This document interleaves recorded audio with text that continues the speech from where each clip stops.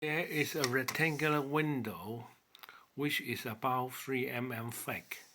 In order for the power socket to align with the hole, the LCD panel must be fitted within the window. So the LCD window rests within the window. During transit, the LCD window was pop up and rest on the top of the plastic plate, which make it 3 mm higher than normal.